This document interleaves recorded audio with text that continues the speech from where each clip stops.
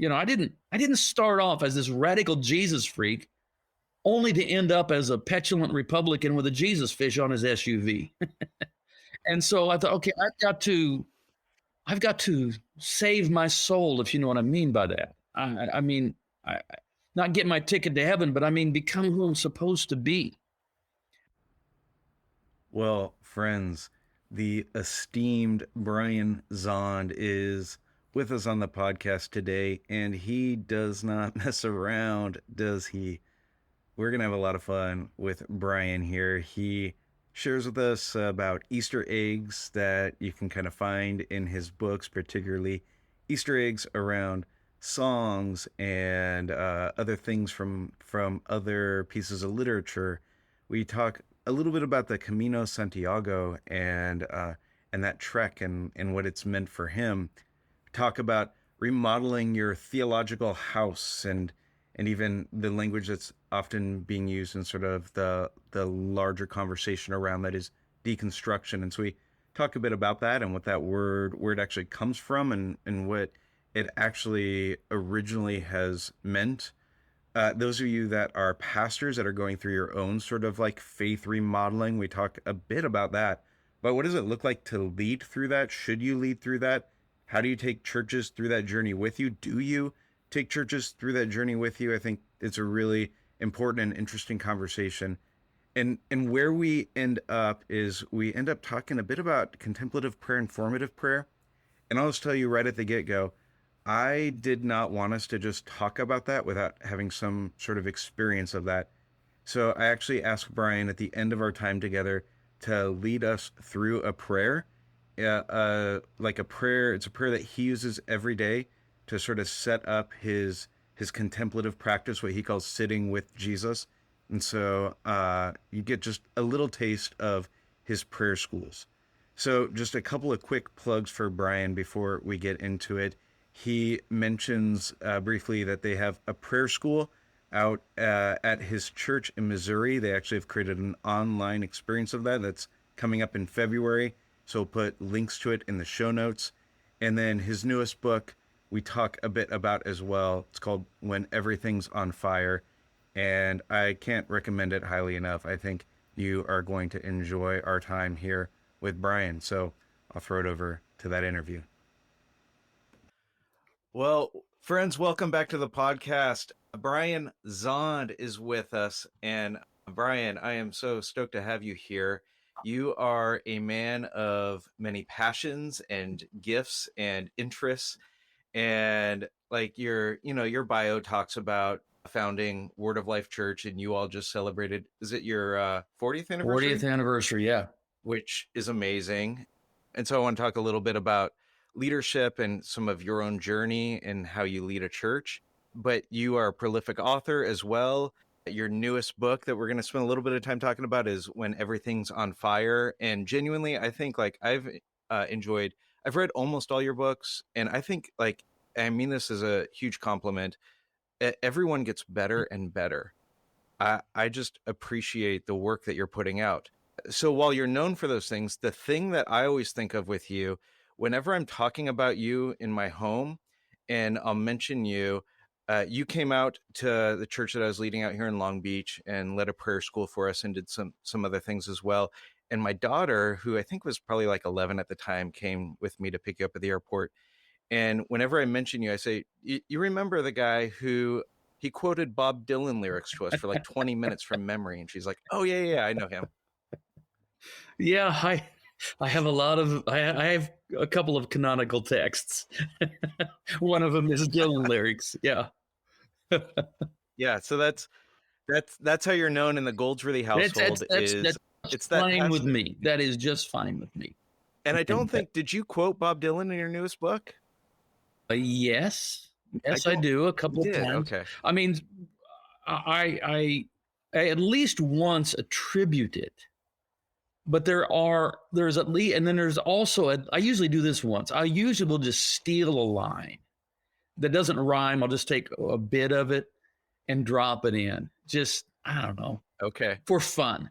You have to. It's like if you know, you know. Unless if you don't really know your Dylan, you won't catch it. You'll think it's just good writing. but I've stolen it. But my friends that are really hardcore Dylan fans, they'll just get a little smile and go, "Oh, I see what you did there." It's a fun Yeah, story. I like that. I have to remember what it is, what line it is I stole. I can't remember, but I know I did. All right. Well, if it comes up, like just blurt it out at some point Yeah. here. So when everything's on fire, what was Oh, sort I of remembered it. I described David as, okay, got to get it. The righteous king who wrote psalms beside moonlit streams.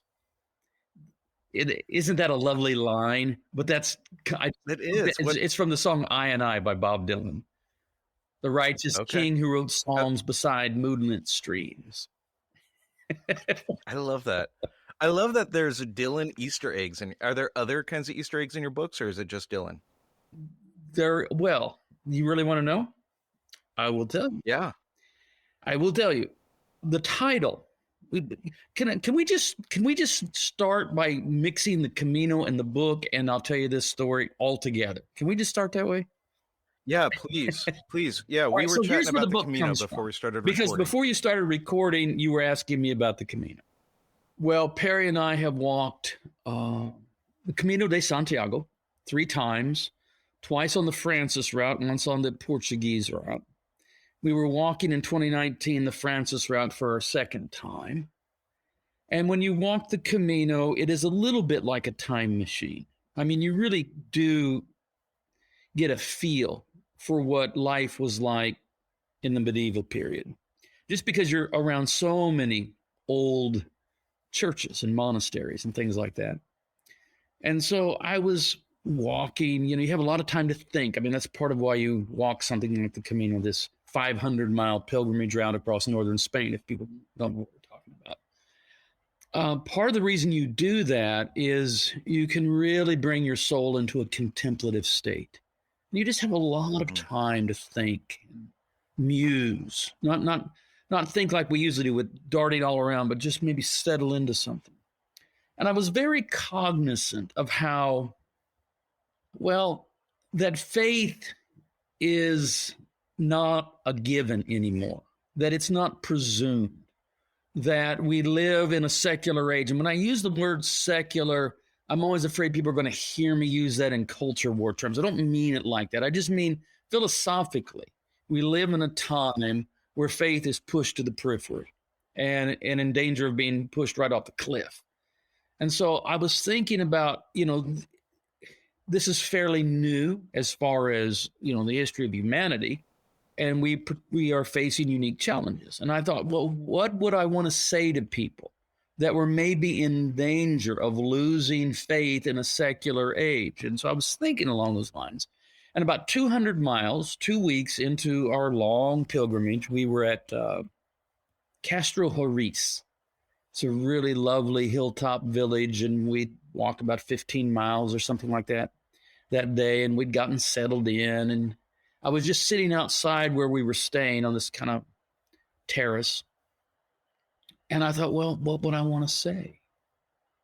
And I outlined the book. And it really stuck to it. I had 11 chapters. And I gave it this title. Originally, it was entitled, "What Can We Do When Everything's on Fire?" The publisher, I think, wisely wanted to shorten it down to "When Everything's on Fire," which was fine with me. But here's what you don't know. And that was in fall of 2019, and then we could talk about how by the time we got into March of 2020, everything was on fire. But I'd already given it the title to begin with, "What Can We Do When Everything's on Fire?" And then it gets shortened to "When Everything's on Fire." But I stole that title too. It's from Antonio Lobo Antunes, who no one's heard of. I mean, he's a Portuguese novelist that actually is well known in really elite literary circles and in Portugal, but not outside. I discovered him traveling in Portugal. And I've read many of his novels, of course, in English translation. And one of them is entitled, "What Can I Do When Everything's on Fire?" And it's an inscrutable stream of conscious novel that I would not recommend. It's very strange, very difficult, but I always like the title.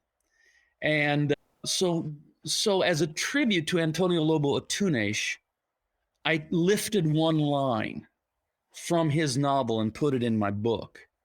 Not plagiarism, but tribute, you know. I mean, in fact, the book is dedicated. I mean, he's mentioned in the dedication. The Antonio, for Antonio, is Antonio Lobo Antunes. But I use this line. Let me get it right. I got to think of it.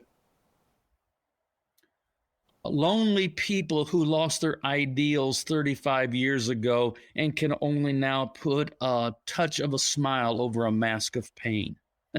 What a great line. And that's actually from Antonio Lobo Antunes. That's so good. That was I a feel long like rambling at story, least but okay.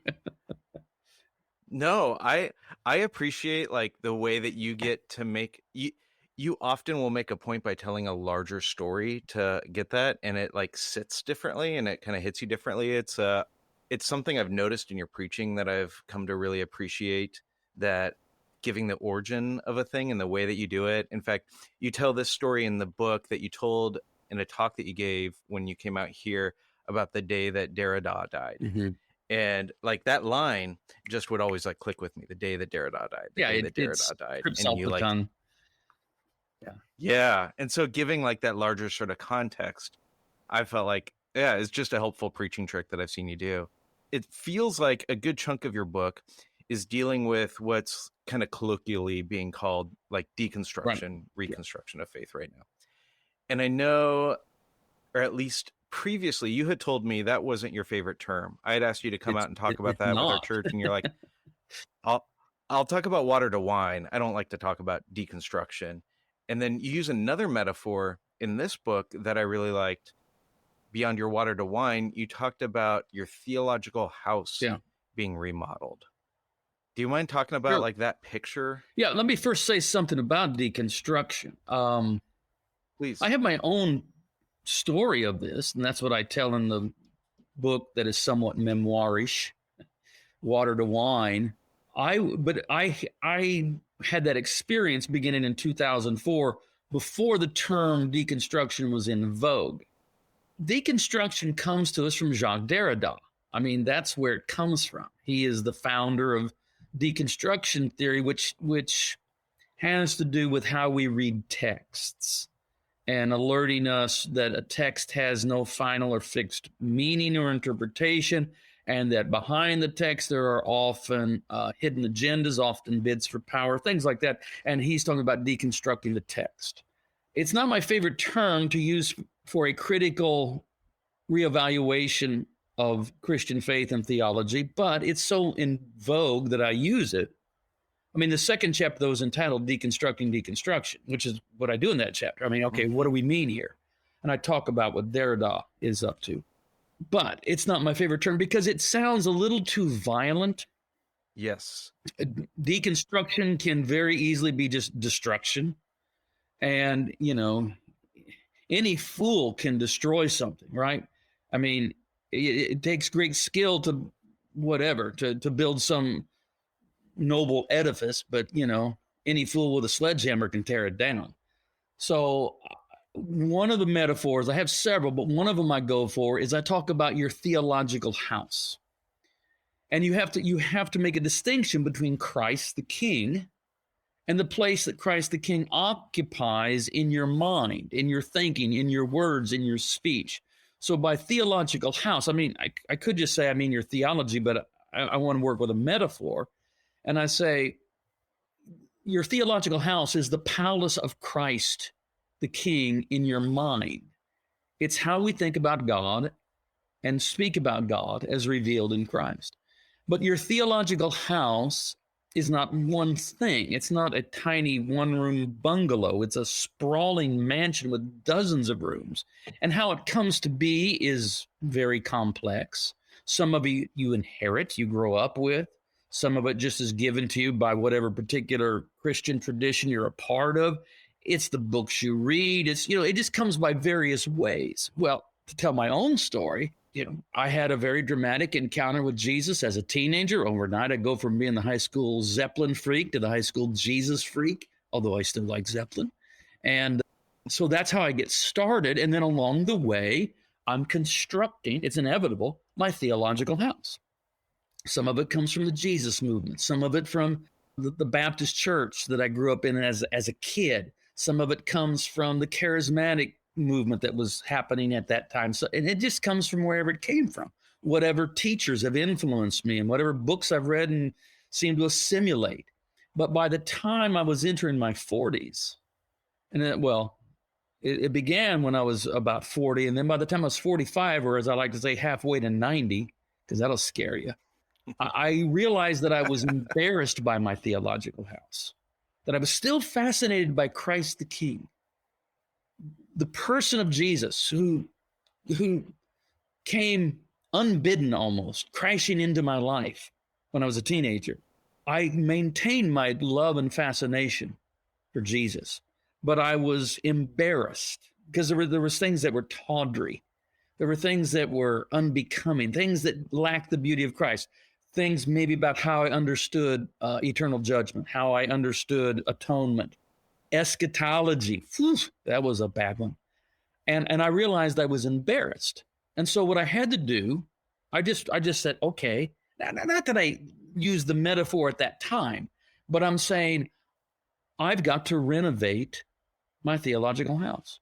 I've got to remodel. Yeah. Yep. And if anybody's ever remodeled a house while living in it, you know how inconvenient that is and how it's, if you know, you know, it's going to take longer than you think. It's going to cost more than you think. And that was very true in my case. Now, because my theological house was not one thing, but many things with many rooms, I mean, the whole thing didn't have to be destroyed, or I didn't have to, bring in a wrecking ball and just tear it all down. Some rooms were largely untouched. Other rooms were significantly remodeled. And then I had one wing, a whole wing called my eschatology. And that maybe deconstruction is a pretty appropriate term for that, because that pretty much, we didn't remodel it. We didn't take it down to the studs. We took it down to the foundation. And that's simply because, I come from the Jesus movement, and I look back with fondness upon the Jesus movement. I think it was aptly named because it was very much centered around Jesus, and there are things that were good and pure about it, but it had a horrible eschatology. It was all this, Left Behind, and it was before Left Behind. It was late great planet Earth and all that just nonsense. Yep. And so, yes, that had to be, deconstructed, renovated. But here's the thing.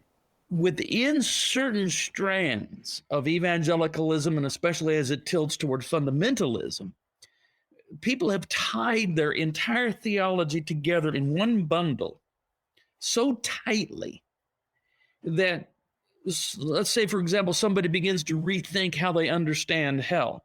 Does God operate in eternal torture? And they find that one narrow concept of understanding what we mean by hell, which is a very complex subject, untenable. Well, then all of a sudden, I can't be a Christian anymore.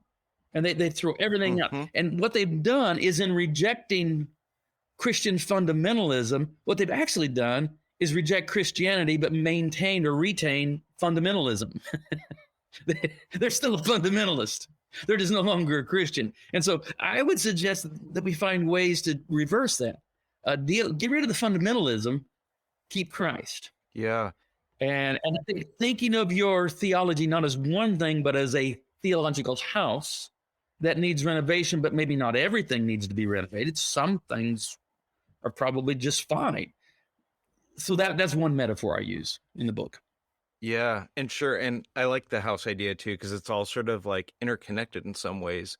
And you don't even realize how it's all interconnected. You think you're working on plumbing in your kitchen, and it opens up all these new problems somewhere else that you weren't even expecting. Very true. It's very true. I think similar to you, Dallas Willard's Divine Conspiracy messed me up when I first read it. That was my gateway drug. Took me 18 months to read it the first time. Like, I just didn't know how to read Willard. I eventually got the study guide that went with it, and then finally got through it. And then I try to reread it about every year and a half or so. And the thing, like, that caused me to rethink the way I understood kingdom of God and what Jesus's Yep. mission and work was doing, which then for me, I had been surrounded by dispensational premillennialism. Yeah. And so it like started pushing on that I had to, but that was really like for me a clear intellectual connection. But then there began to be things like you bring up eternal conscious torment and the way that we think about hell that didn't start from that same sort of place, but maybe from like philosophical Yeah. questions or something like, but they all in some sort of way maybe were intermeshed, but it wasn't this like linear sort of process. Right. So, I mean, I'm saying I have my own experience with in midlife, a critical reevaluation of my theology and making changes quite publicly because I was a pastor of a church. And so, Yeah.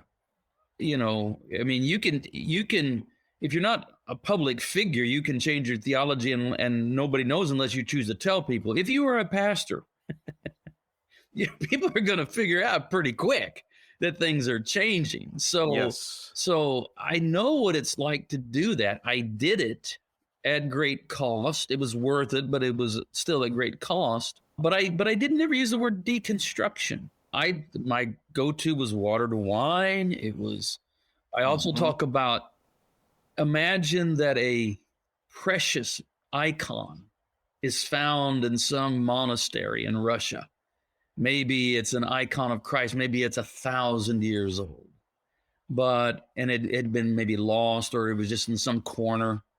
And it's now covered with a patina of grime and soot and dirt so that the image of Christ is nearly obscured. Well, what do? Do you throw it away? No, you don't throw it away. What you do is you bring in a restoration artist who is going to recover the image, bring it back to as it was intended to be.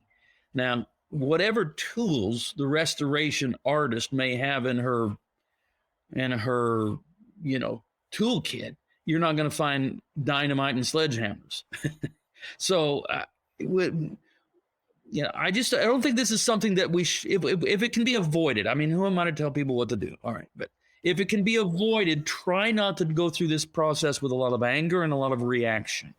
Try to do it cool-headed. Try to do it being gracious to those, because those that gave you the faith that may have probably in good faith passed along some bad theology. They were just passing on what they had received, but they probably also passed on some good things too. And so maybe they had some ideas about hell and about other subjects that you just find abhorrent today. Got it, fine. But they also probably, unless you grew up in some abusive cult, they probably also taught you about a Jesus who loves and forgives sinners and welcomes all who come to him. And so I don't think we need to simply focus on, okay, they taught me about eternal conscious torment and they maybe manipulated some things to make God scary so that I would stay in line. Okay, let's change that. Let's deal with that. But they probably also gave you some good. They probably gave you John 3:16 as well, that God loves the world. And Yeah. so you see what I'm saying? Yeah, well, and it's not even just that there's some good within it that they gave you. It's also like I think some of the stuff that you had to process and work through, you only came to the place where you were because you had inherited some of that Right. stuff. And so if we remove if we're not talking about like things that are actually trauma, creating trauma for you, but that were maybe difficult theologies, things that like you had to wrestle through later on, in some ways those things were gifts, even if you ended up having to discard those things because they brought you to the place where you are now. Exactly. It was the beauty of Christ that led to your, whatever you want to call it, deconstruction, reevaluation. Yeah. Here's a quote that's not in the book because I found it. I read a lot of Rene Girard, but somehow this one had eluded me because he wrote quite a bit. But I came across this after the book was written. Rene Girard, so great at just little pithy quotes. He says, Voltaire and his successors only criticized Christianity with Christianity. I thought that was so great Yeah. that Voltaire. Talk to me about that. Unpack that a bit. If you listen to those that critique Christianity, they are usually using an assumed value base that they actually inherit from Christianity to do so. So Yeah. that in Yeah. essence, their critique of Christianity is that it's simply not Christian enough. To which I think we ought to say, Amen. Yes. Yes, and amen. Yeah. So you mentioned you were pastoring through this sort of experience that you're having. I was as well, which was a part of why maybe I started resonating with what you were writing pretty early on. And for me, I don't think I fully understood what all I was going through, probably partly because of my age at the time and because of some self-imposed pressures that I had created. But when I started going through the process of preparing to step out of the church that I was leading, the elders had brought in a consultant who did some focus groups in the church and spent some time with me. And at one point, the consultant said to me, she goes, "I would imagine that you're incredibly anxious." And I was having some panic attacks. I was really anxious. And I said, like, I am. Like, why would you say that though? And she said, "It seems to me as I'm talking to your church and getting to know them, who you are and who the church is are two Mm. different people.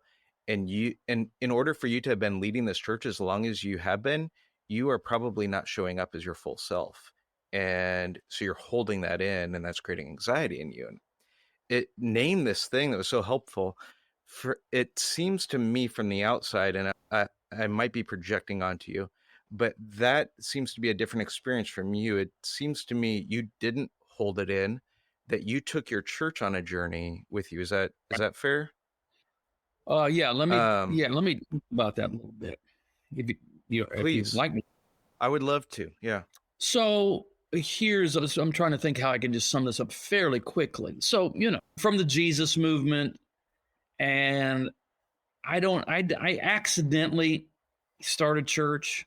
I didn't even start a church. What happened is there was a thing in St. Joseph called the Catacombs.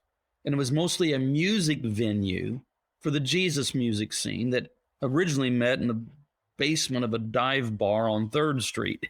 We called it the Catacombs because it was a double entendre. We felt this connection with early Christianity, but it was also in this dingy basement. So, and by the time I was 17, I was leading it. All right. And it was mostly a music venue, but it began to be more and more like a church. And so there were nights when we didn't have a music act and I would teach or something like that. And by the time I was 22, everybody just kind of recognized, this is turning into a church. And so we just took the leap and started meeting on Sundays and called it Word of Life Church. And that was 40 years ago. Then what happens, though, is over time, one thing leads to another. So the Jesus movement led me to the charismatic movement, which I describe as good until it wasn't. But then that led to other things. And the charismatic movement kind of leads to word of faith. Word of faith kind of leads to religious right and all of that sort of stuff. And that's what led to the crisis in my 40s that I woke up and I thought, how did I get here? How did I get here? It's like I got on the wrong bus somewhere. I didn't start off as this radical Jesus freak only to end up as a petulant Republican with a Jesus fish on his SUV. And so I thought, okay, I've got to save my soul, if you know what I mean by that. I mean, not get my ticket to heaven, but I mean, become who I'm supposed to be. I remember at that time I was reading a lot of Kierkegaard, and there's a Kierkegaard line where he says, "Now by the help of God, I shall become myself."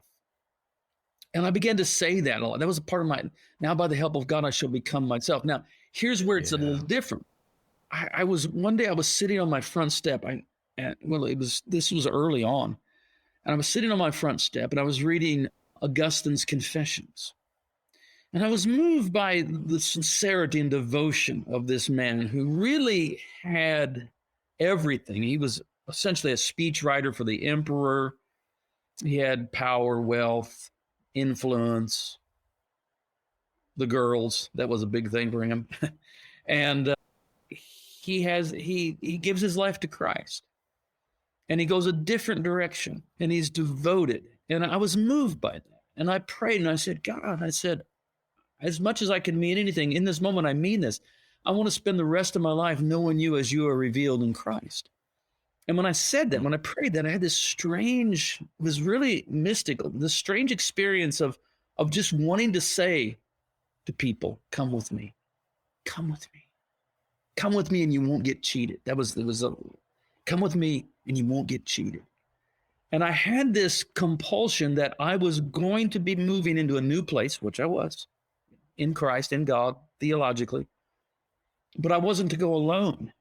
I was to try to bring my church with me, not leave my church and go do my own thing, or which I could have done, but bring this congregation with me. Now, I need to clarify something. I was in a unique position in that I was the founding pastor of a Yep. non-denominational church with decades of experience. At this time, over 20 years. And so I had a lot of equity. And I at least had the opportunity to try. I wasn't going to get fired. There wasn't going to be a bishop come sweeping in and say, Zahnd, you can't do this. I had the opportunity to try. A lot of pastors don't have that opportunity. I did. Mm-hmm. Now, I could have wrecked the whole thing. I could have, if enough people had said, no, we're not coming with you, then the thing just would have no longer been feasible. But I felt like I was supposed to, and there were people that, probably to this day, I think maybe less so now, but there was a time, I think, when people were quite angry that left because they felt like I changed the what they'd signed up for. Sure. Which I say And true enough, that's fair, in right? that if you joined Word of Life, let's say in 1991, where we were going was not that. On the other hand, so we just crossed 40 years. So there was a lot of looking back and reminiscing and all of that. And one of the things I noticed was you can find, because all my sermons, they're all recorded, right? So there they are. I have all my sermon notes for sure, which is over 4 million words of sermon notes, 3,606. And The fact that you know that. yeah, I do. And you could show a clip of me preaching, and let's say circa 1993, that would embarrass me, but it wouldn't shame me. I would be embarrassed. I would cringe and go, oh, I don't believe that anymore. I'm smarter than that now. But what I did then, I always did in good faith. It was always coming from trying to follow Jesus the best I can. Yes. And so if I look back on my 30-year-old self, I'm 62 now, I was making 31, half a lifetime ago. If I look on my 31-year-old self preaching, maybe I'm a little bit embarrassed, but also there is compassion on that, because you get to, when you're 62, you look at your 31-year-old self and it's like a different person. And I look at that person and I just say, he just needs more time. He'll be all right. Just give him some more time. And so if you join Word of Life thinking, okay, we're going to be a kind of a charismatic Word of Faith church, 90s style, and that's what you're committed to, then yeah, you might have been upset post 2004 and all. But if you said, what we're really about is following Jesus, wherever he goes, wherever he takes us, we're following Jesus. I never departed from that. So yeah. So it's kind of like the heart has stayed the same, but maybe like the specific directions or plan has changed, but the heart hasn't changed. Part of what happened, Mike, it's as simple as this. I don't know if I want to say it. I should say it because it's actually shows up in my Water to Wine book. I tell the story. So this all starts in 2004 with me. And in 2004, here's a Dylan thing. Dylan releases his very unique, very, very Dylan-esque memoir called Chronicles, for which he won a Pulitzer. It's very interesting. It's kind of different. But he tells a story about very early on, when he's maybe like 20 or 21, and he's left Minnesota. He's in New York. He was just starting out. He just kind of bounced around from place to place where people would just put up with him, let him stay with him. And he was staying for a while with this kind of wealthy literary elite couple in New York. And he walks in, they had a library in their apartment, and he walks into this library and he describes it.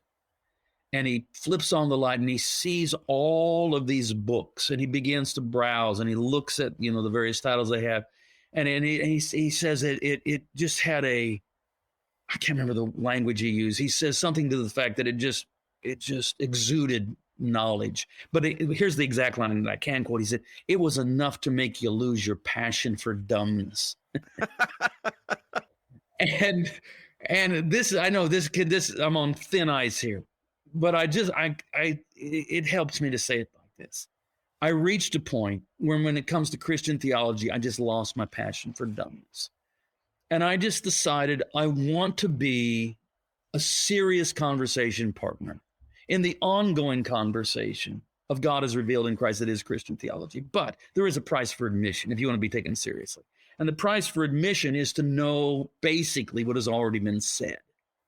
And so I had to get up to speed. And I spent several years, and this will sound crazy, but it's true, reading hours a day, or mostly at night, actually, hours a night, every night. I mean, I didn't, from like 2004 to 2008, I didn't watch any television.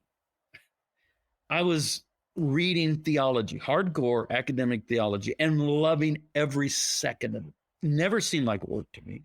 Never seemed like I was being made to do it. It was more like I'd struck gold and couldn't pull it out of the ground fast enough. I kept thinking, where have you been all my life? And so I just got, because I said some things about the Jesus movement. I said, I remember it fondly. There's much of it that I'm glad that I have that in my roots. I'm glad that's where I came from. It's a good place to start. The Jesus movement and the early charismatic renewal. But it had its own, it was a revival movement. And as revival movements tend to be, it was rather anti-intellectual. And eventually that's going to hurt you. Eventually that's going to catch up with you if you're trying to be a leader. And I just decided I wasn't going to stay ignorant anymore. And so in one sense, these changes in my life can be, some of them are fairly simple. I just decided that I was going to lose my passion for theological dumbness. and it started with Dallas Willard. It started with Dallas Willard. And the story was, so what I originally started reading was, I just didn't know where to start. So I just started reading church fathers and philosophy, because I always liked philosophy. And that was viewed as odd. I mean, you may not know this, Mike, but most Word of Faith charismatic preachers don't read a lot of philosophy or church fathers. So I was reading all that, and it was good, but I thought, I need something more. I need something contemporary. And I was just shockingly ignorant of the good stuff. I mean, I just didn't know. And so I didn't know. I'd never heard of any of these people that we all talk about now. And one day I prayed. I said, God, show me what to read. I prayed. I said, God, show me what to read. And like 2 minutes later, Perry walks in the room. She didn't know what I prayed. She just walks up to me, hands me a book. She says, here, I think you should read this. I had just prayed, God, show me what to read. My wife walks in 2 minutes later. Here, I think you should read this book. It gets stranger. Perry had not read this book. In fact, she found it in our house and has no idea how it got here. I didn't buy it. She didn't buy it. To this day, we don't know. But it was Dallas Willard's The Divine Conspiracy. And for me, my stories, I didn't take 18 months to read it. I took, a few days.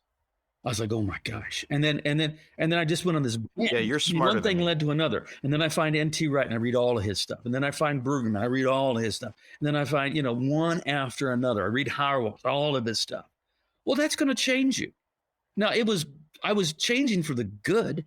So when people would get mad and leave the church, sometimes they would say, he's backslidden. I thought, that makes no sense to me at all. I feel like I have front slid.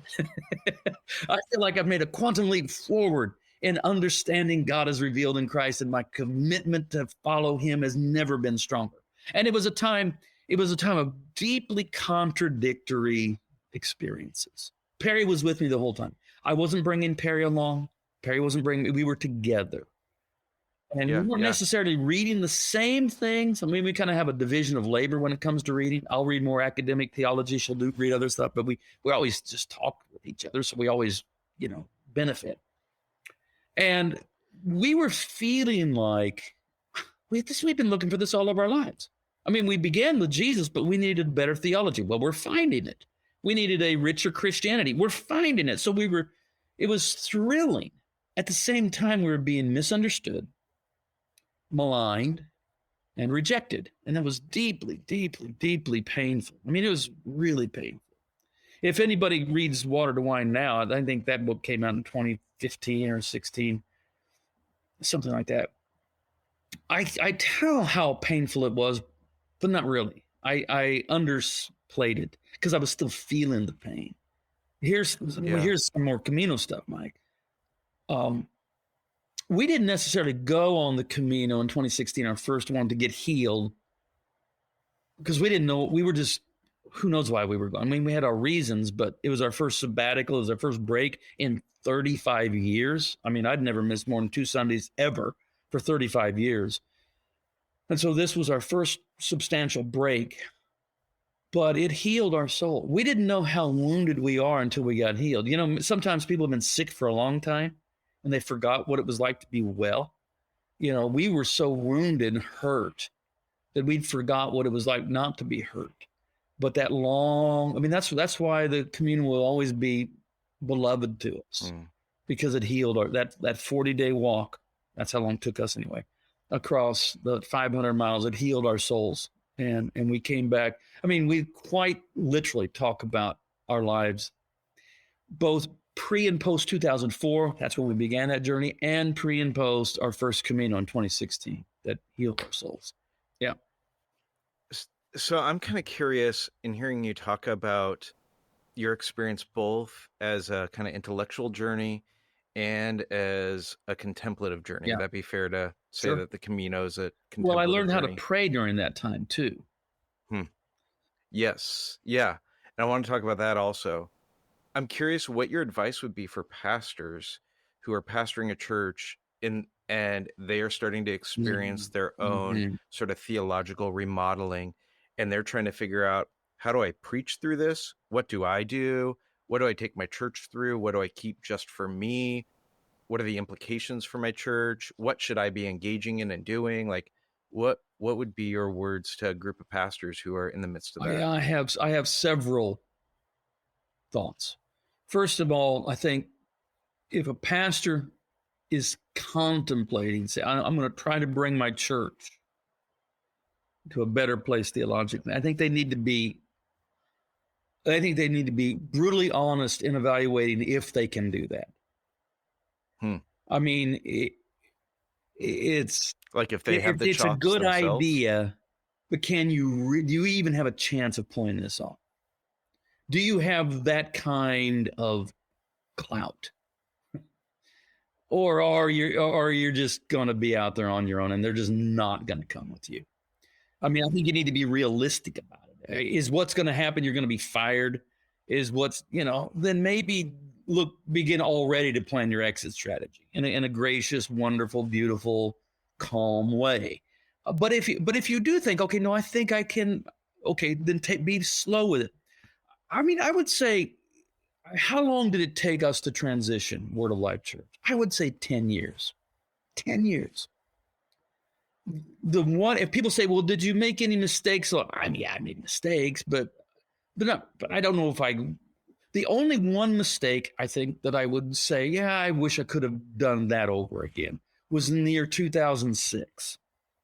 And that was a year where I was just making such great discoveries theologically that I was trying to preach too close to what I was just learning. And so I was trying to bring my church just almost in stride with what I was doing, rather than have some distance between what you are learning and what you are preaching. It needs to assimilate for a while into you. It needs to be. It needs to become you. And I mean, for one thing, I was reading a lot of really hardcore academic theology, which I have a knack for, but that isn't how you should preach on Sunday, for crying out loud. And there was a space of time in 2006 where too many of my Sunday sermons would have been well suited for a seminary, but they weren't well suited for a local congregation on Sunday morning. And I look back, and again, that was a mistake made in good faith, but it was a mistake. So I would say, be patient. You don't have to tell it slant. You don't have to tell everything you know. If you're looking for people to change their mind in areas that are generally considered controversial, you can't just say, oh, we've always thought this, but now, bang, you're just going to meet resistance. What you do is they have to connect the dots.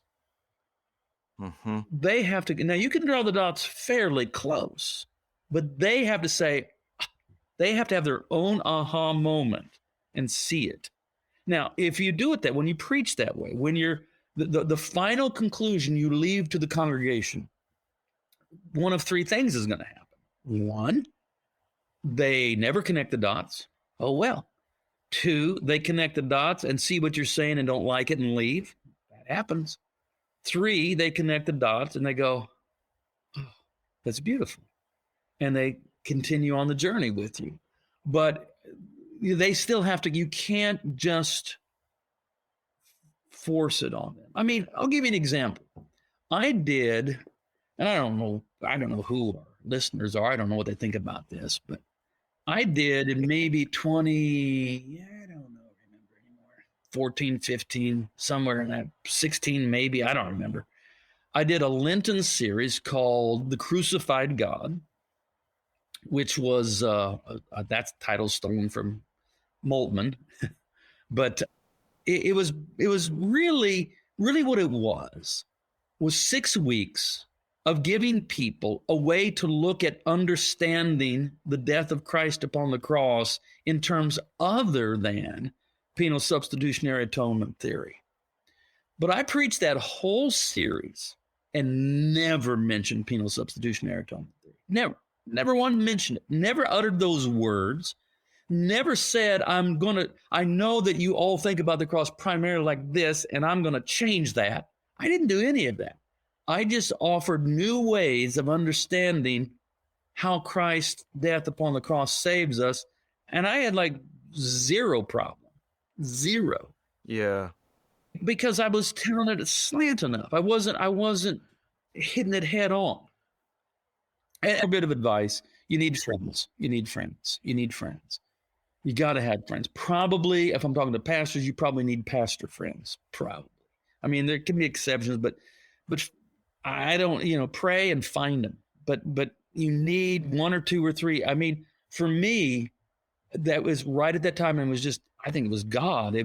That's when I met Joe Beach, pastor of Amazing Grace Church in Denver, and Bradley Jerzak. He's now an Orthodox theologian, the dean of St. Stephen's University in Canada. That's when we all met. And I mean, have I texted with them within the last, let's see, hour and a half? Yes. And we just remained friends, and you need that. There's gonna be moments when you need your friends to rally around you and understand and be sympathetic and give you a shoulder to cry on or a kick in the rear or something, And then the final thing is you need a prayer life. You need a prayer. You have to do this being sustained by a living, vital life of prayer.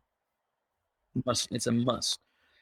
And maybe, because I think you maybe want to move in this direction a little bit, and it needs to involve some contemplative practices, because that's what'll keep anger out of you.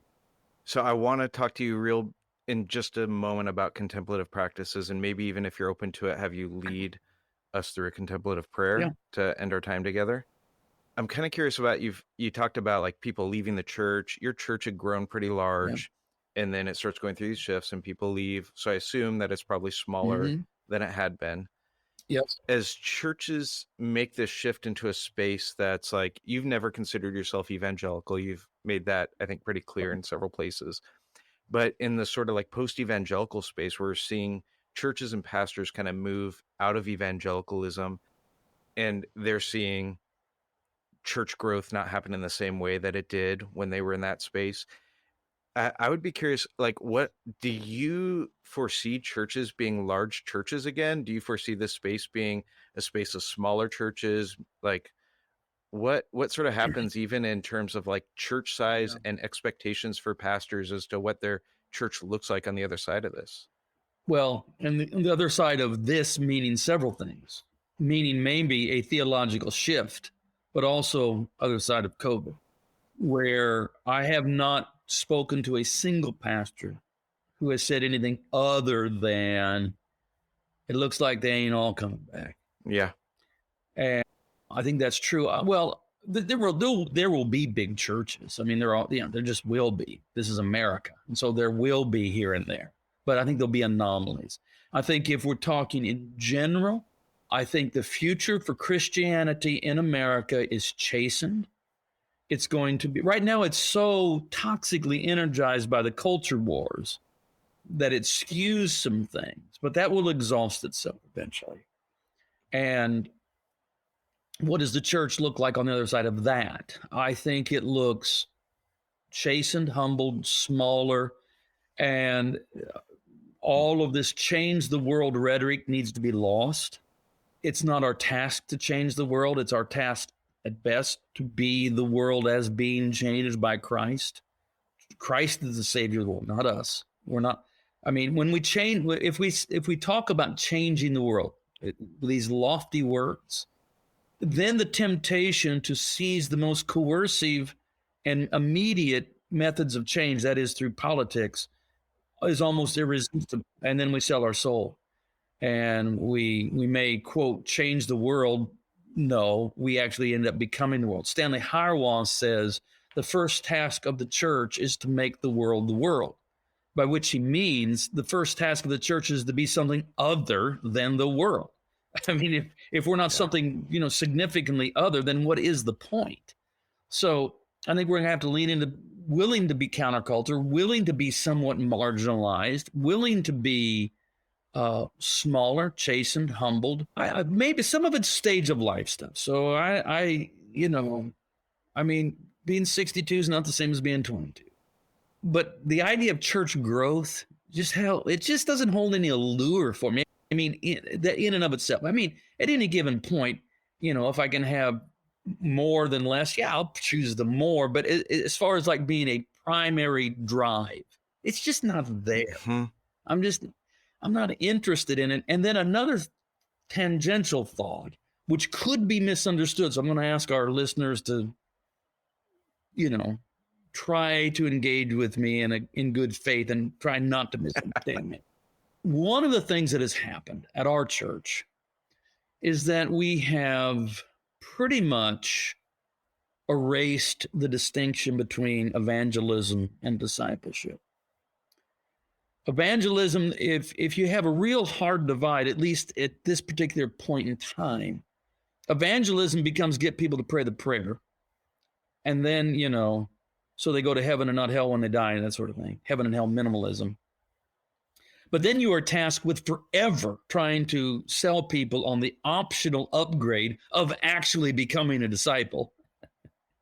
Mm-hmm. And they're not interested. So we just kind of see it as all one thing. We're inviting people to follow Jesus, whether they call themselves Christian or not. And then here's what could really be misunderstood. Because there are a whole lot of self-identified Christians that need to be evangelized. There's a whole lot of self-identified Christians that need to be saved. I'm not talking about saved from hell when they die. I'm talking about saved from a tawdry, thin, cheap, unworthy distortion of Christianity. Now, how that can be misheard is, you're just talking about, proselytizing. I'm not, that's not what I mean. I just mean there's all kinds of people, whether they self-identify as Christian or not, who need to be attracted to the beauty of Christ and begin to be drawn into that, where they say, I want to live out some of that beauty in my own life. So that's a big change. That's good. Okay, so back to contemplative practices and prayer and the contemplative journey in all of this. It seems to me that one of the things that's missing in the larger sort of like a popular deconstruction conversation is movements of contemplative practice within that conversation. It seems like it tends to be a conversation of critique, of for some an intellectual journey, Hmm. but it misses this other piece. And one of my posits has been that's a part of why we see the swing from being a fundamentalist conservative to just becoming a fundamentalist Right. progressive is you have the practices are what open up your heart in ways where you can look back on those previous experiences and appreciate them as opposed to demonize Yeah. them. It's what you talk about moving towards, I think, light and love. And it seems to me that the contemplative practices are a significant part of what helps you to move in that sort of direction. So I think do you quote Carl Rayner on the Christian of the future will be a Yeah. mystic or he will not exist at all? Yeah. In fact, Do you mind there's an entire chapter in the book entitled "A Mystic or Nothing at All." So yeah, in 1971, Karl Rahner says, Karl Rahner, a French or German Catholic theologian, says the Christian of the future will be a mystic, that is, someone who's experienced something, or they will cease to be anything at all. What Rahner called the future 50 years ago in 1971 is what we call today. We've already arrived at Karl Rahner's future, and that is, and I understand some people are put off by mystic or mysticism. As Christians, all we mean by mysticism is seeking and to some level attaining a direct experience within the mystery of God. And if that's what we mean, and it is what we mean, the Bible sets this forth as entirely normative. I mean, people are supposed to have experiences with God. People are supposed to hear God's voice. People are supposed to have an actual experience with God. I mean, that's the Bible just is like, yeah, that's go for it, man. That's what you were supposed to be happening here.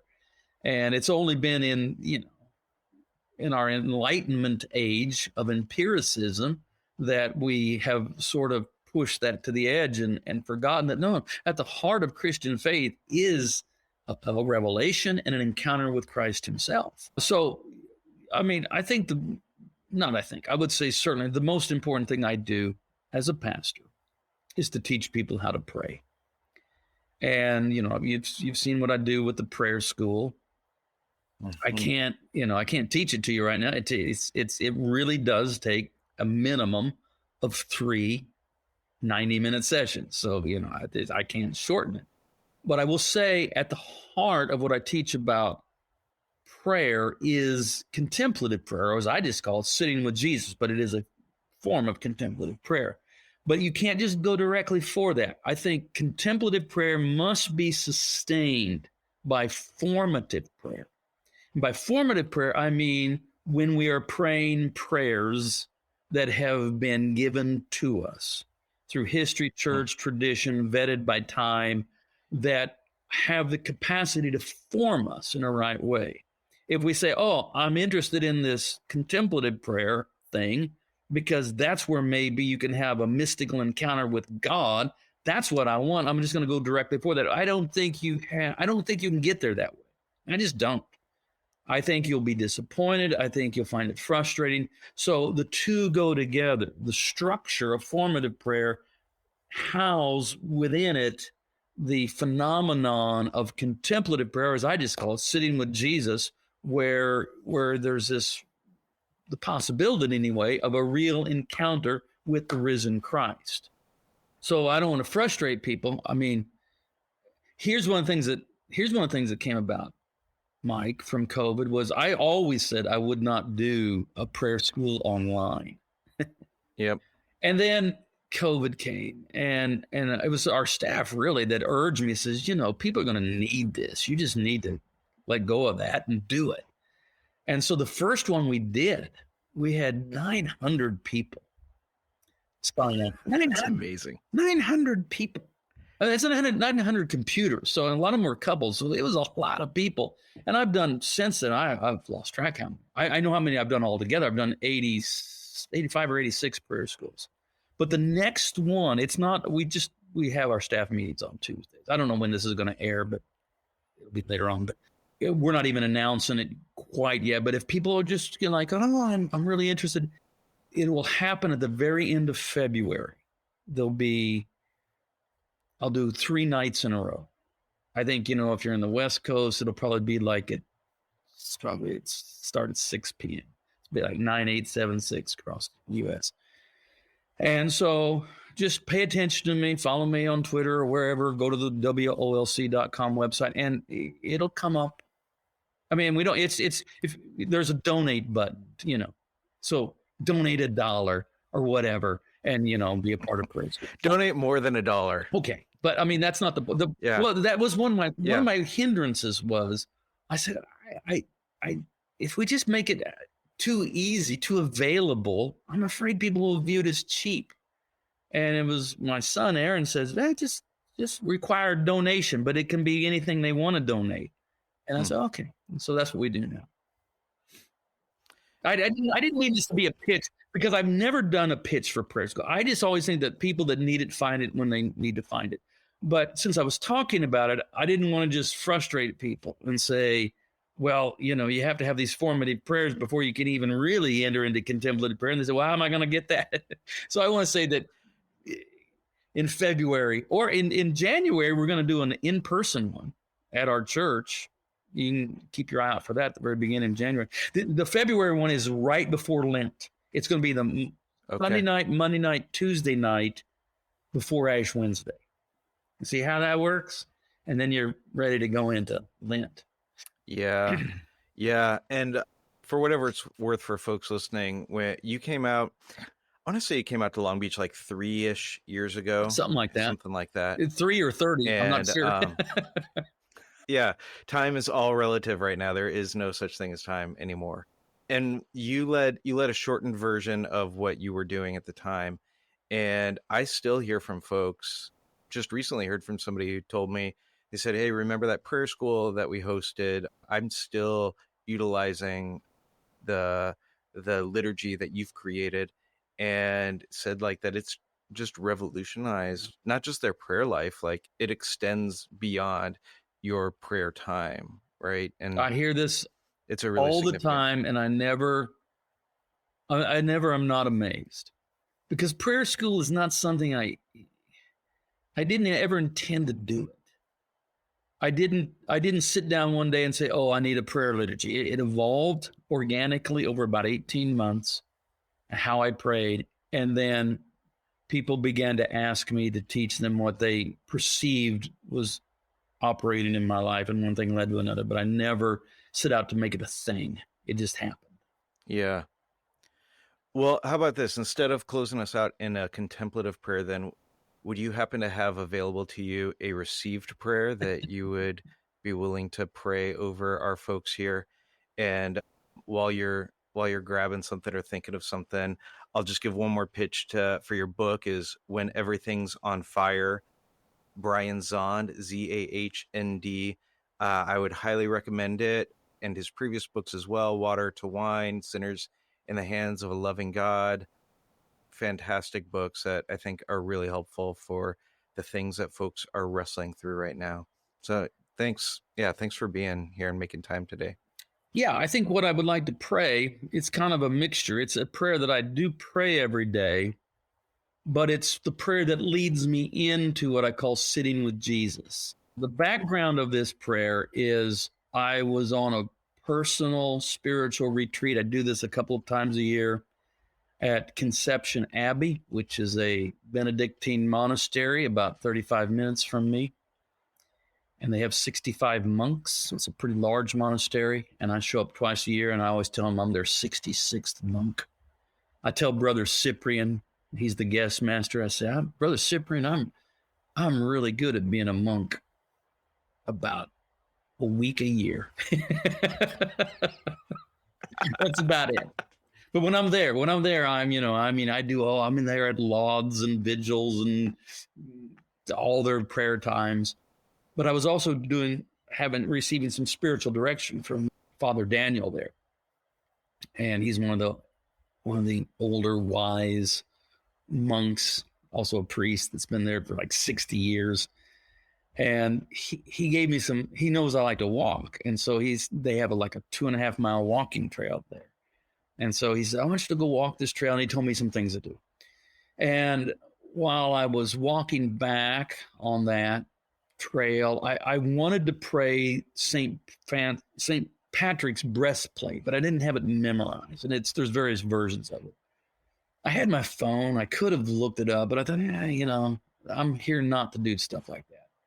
And so I just kind of riffed on it and came up with my own version of it that I've prayed every day since then, which has probably been, I don't know, 6 or 7, 8 years probably now. And so I'll pray it real slow because how I generally pray it, and people can probably write this down or they'll see how it works. And it goes like this. Christ, I acknowledge you. Christ above me, very God of very God.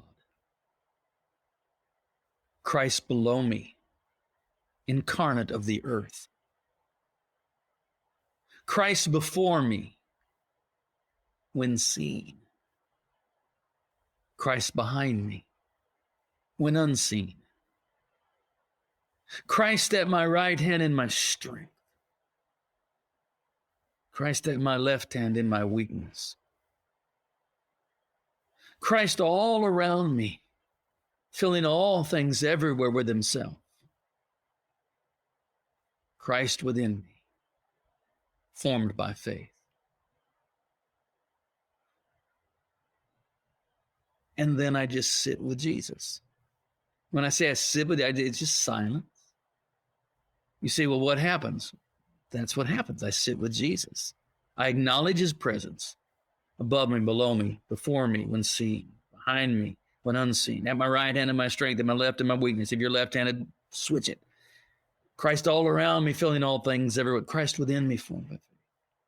And then having acknowledged the presence of Christ, I sit in that presence because Christ himself is the salvation of God, the wisdom of God, the grace of God, the healing of God. And I just allow the wave after wave of all of that grace and wisdom and salvation and mercy just to wash over me and wash me clean and permeate me. And I sit in that presence. And so that's something you can do, and you can begin with that. And if you're interested in what a prayer school actually looks like, that'll come up at the end of February. That's so good. Thank you, Brian. It genuinely was a real pleasure to get to chat with you again today. Oh, it's good to see Really you. grateful for you. Yeah. Thanks, man. Thank you. Thanks for all that you're doing. You're doing really important work, and it's encouraging a lot of us.